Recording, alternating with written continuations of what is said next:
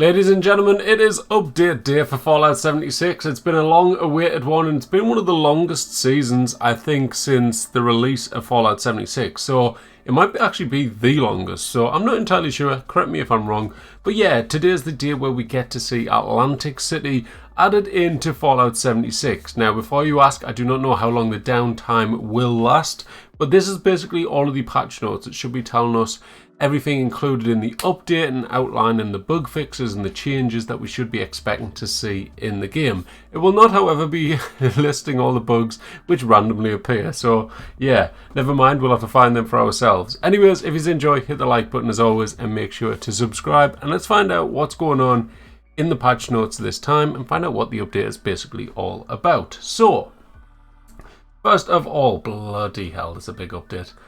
Right, so this is the one right here, the Boardwalk Paradise it is called, and we're getting Atlantic City Boardwalk Paradise visits the sites of the exciting city boardwalk, meet 3 new factions, complete 2 new expeditions, earn rewards and face off against new foes. So if you don't know, I did do a video about this, so you get a few new enemies in there. I did a brief kind of overview of the new expeditions and stuff, so make sure to go check that out if you want to see some gameplay on it.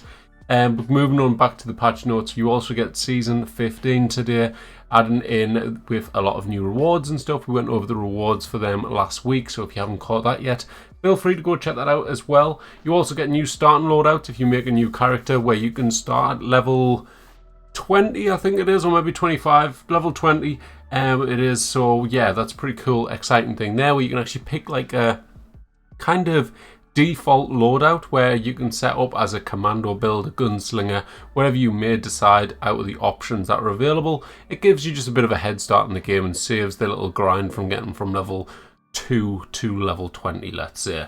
So that's some pretty cool stuff. Also, early game improvements. The forest region has received numerous updates from new points of interest, a vendor at the Gilman lumber mill, and rare legendary creature spawns and more. So I'm pretty excited to see what the rare legendary creature spawns are. That's something I'm not entirely sure on. But the lumber mill, definitely a location to go and check out. That's had some changes. And there's also a lot of new locations around Vault 76 as well, where you can go check that out and you'll see some kind of new faction locations and stuff.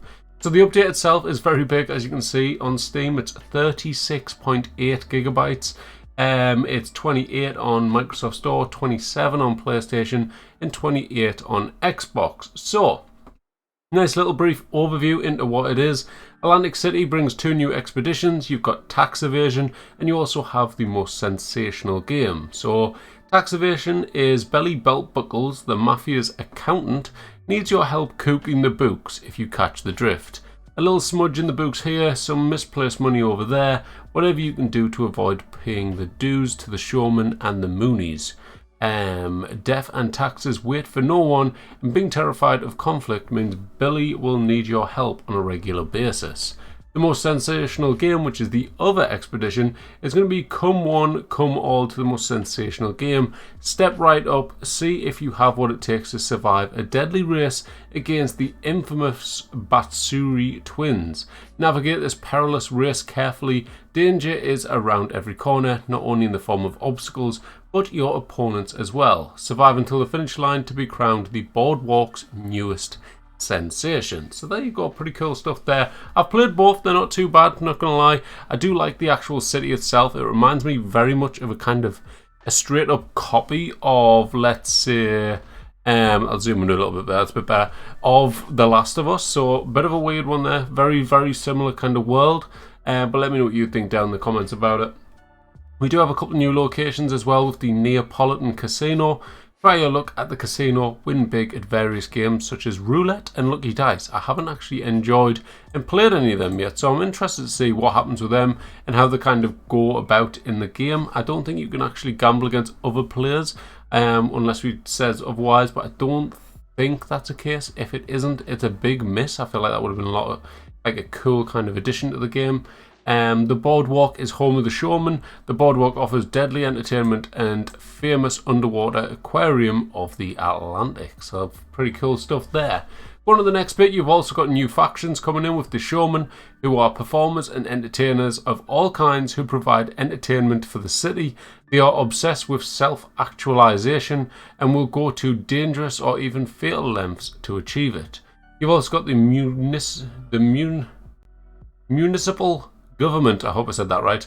These hardworking citizens keep the day-to-day of Atlantic City running, and they're not afraid to get their hands dirty to collect taxes. Then there's also the family, which is basically the mafia, as you can kind of get from the sound of that. Based out of the casino quarter, these mobsters are in charge of vice, chems, and gambling in the city. There's 2 new enemies as well, with the Overgrown, who is kind of like a ghoul, like a charred ghoul variant type of thing. Yeah, so pretty cool thing. It describes it as chaotic and mysterious. These nature-based enemies have only one mission in mind: spread. Which kind of, again, links very similar to The Last of Us. So, you see what I mean? It kind of reminds me of them with the spread that kind of fungal disease about. So, pretty interesting stuff there and very similar. There's also the Lesser Devil, which is a new predatory cryptid that hunts in packs and uses both powerful melee attacks and projectiles. So, kind of like the Jersey Devil in a way, but it's a smaller variant, I believe. That's basically the best way to describe it. You've also got new and improved locations. The once quiet and peaceful forest region in Appalachia is starting to see more footfall as of late, with factions moving in and taking over. That's what I said right at the beginning, where you've got a few different areas to go in, kind of investigate and experience now. A few like new little settlements, let's say. Gilman Lumber Mill, the responders have taken over that area now and set up a new vendor carrying items and plans helpful for new adventurers, and also like experienced adventurers as well, because you can actually go there and get some cool skins and stuff, so definitely worth popping your head in. Factions, we've added various new points of interest associated with different factions in the forest area, and a new daily quest in the region to help introduce you to them, so there you go. Weather control stations, I made a video on this quite a while back now, but here we go. This is actually mentioning how you get some of them. So for clear weather, you can actually claim that one for free in the Atomic Shop.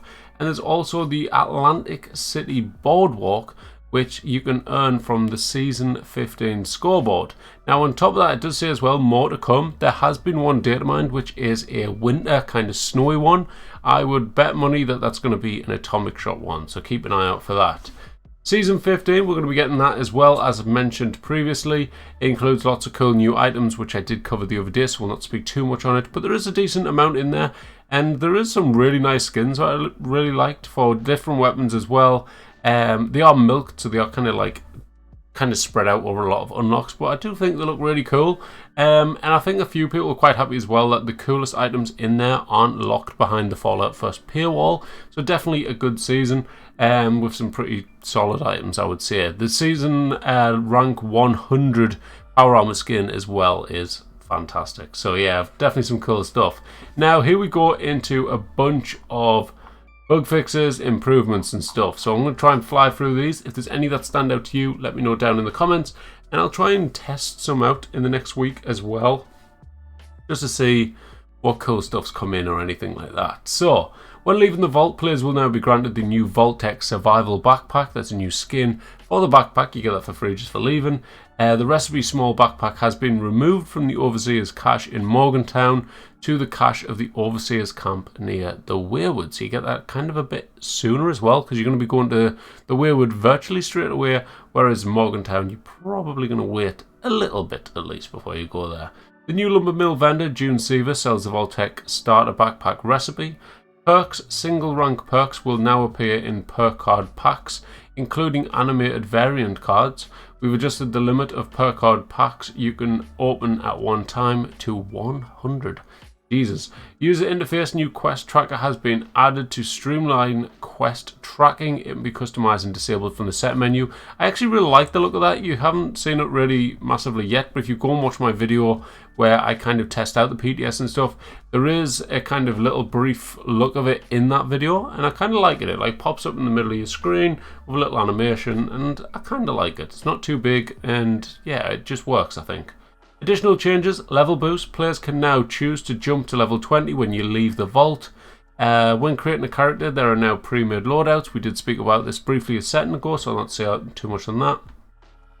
We've removed mentions of ultrasonic battery cells from responder dialogues. Good, because they kind of got removed. That's basically, if you didn't know, there was someone actually in the comments recently, didn't actually know that they had removed the need to do the daily quests to start expeditions. You can now start an expedition whenever you like. You don't need to do the dailies, and you can start as many as you like every single day.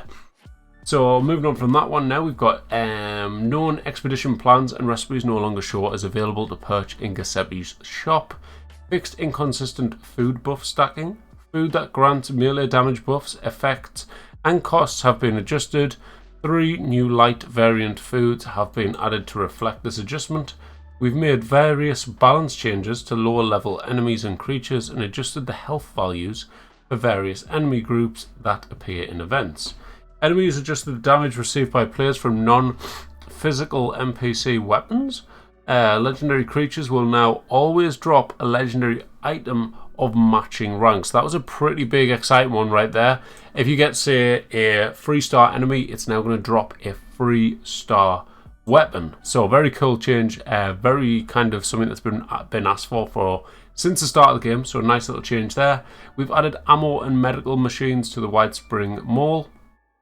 Donation boxes have been added to the locations with free fast travel. Random rare legendary creatures can now spawn in the forest region. Going on to the bug fixes now. Collectrons. The Red Rocket Collectron now correctly uses the same resource list as other Collectrons. We've increased the build limit so players can... What? We've increased the build limit so players can build both the Pittsburgh Palace and the Hunter's Lodge. What? No way has this camp budget been increased. No way. No, I think it just means because you can only build one or the other. Now you can build both. I think that's what that means. Got excited for a minute, but I think that's what it is. Interface weapon mod calibrated beta wave tuner is now named properly. The nurse's outfit has been renamed to Guinevere's nurse hat and Guinevere's nurse outfit. Subtitles will no longer occasionally overlap with other subtitles. Update the description of the inspirational perk to specify that you need to be in a party with other players. Herd mentality debuff now displays correctly when not in a group. Skins fix for the mind skin not appearing properly in ultrasight Gatling lasers. Crafting the replica Grognak's axe, mounted head plans, and previously earned nuclear winter rewards and skins can now be crafted again. Hang on. Haven't you built the statues and the trophies and stuff again? I think. The scout armors can now be returned to standard after using miscellaneous mods to modify them. Fixed an issue where the camera might move to a different angle when beginning an emote in third-person view. Throwing weapons once again kill resilient enemies. I didn't realise I took that out. Forgot. XL, irradiated, and glowing blood packs no longer stack with themselves. Minor appeals and holiday gifts now grant contextual ammo. Thought they already did, but clearly I was wrong. Burning, electrified, frozen, and toxic legendary armor mods now stack 240 damage in total from 5 armor pieces instead of 100 total, regardless of how many armor pieces have the mod. Fix an issue where the 40% power attack damage didn't correctly deal damage. Power armor medic pump now works with diluted and super stim packs. 2 resource veins in the burning mine location that could not be interacted with have been fixed. Fix an issue that would cause the event to get stuck at the repair the circuit breaker stage in Safe and Sound. Seismic activity. Fix an issue where the Ultraside Titan can become invulnerable after destroying the crystals. Bloody, not got too many left. Add behavior updates that allows players to self-stim pack while using a wind-up weapon that is charging down. Entering and being in VATS no longer drains power armor fusion cores. These actions will use AP. Or still use AP. Headhunter's head cheese will no longer fail when you're trying to craft it. Deathclaw eggs now correctly spoil into spoiled meat. Fix an issue where some legendary mods wouldn't appear in legendary items acquired from some ally quests. Fixed an issue that caused the combat rifle's 38 precise receiver to not have its aim speed and sight accuracy bonuses. Capacitor mods for the laser gun and ultrasight laser gun, which affect the rate of fire for non-automatic barrels, now properly increase the rate of fire for those weapons when using automatic barrels. Black powder rifles now spawn with the correct version of the explosive legendary mod. We updated the descriptions of certain missile launchers to be more accurate. Fixed some cases where turret-mounted laser weapons weren't triggering. Berry Mentat's highlight effect now extends with the Chem Fiend perk. Fixed an issue where Grim Reaper Sprint would not trigger correctly with explosive weapons. Auto mode file names now include milliseconds. Freeze State's resistance headwear now grants airborne damage and disease protection. Now, I didn't, unless I was wrong, there was some mention about enemies' damage and stuff. Adjusted damage received by players from non-physical NPC weapons and various balance changes to low-level enemies. There wasn't any specific mention, as much as I'm sure it's meant to be getting done. But the fix for like Mr. Gutsies and stuff, where their lasers were just melting everyone and destroying everyone, I don't think there was a specific mention for that, but it is something that's meant to be getting fixed. So I guess we'll just have to wait on that one. But that, ladies and gentlemen, is all the patch notes. 16 minutes later, we've gotten through them. But yeah, hope you've enjoyed and are looking forward to the update. If you are, let me know. And let me know if I missed anything. That was a big kind of update in there, which I've just kind of brushed over and read out, because I'm only human, I can make mistakes, and sometimes things do go over my head. So let me know down in the comments, and that's it for today, guys. Thank you all for watching. If you enjoyed, hit the like button, make sure to subscribe, and I'll catch you in the next one. Bye-bye.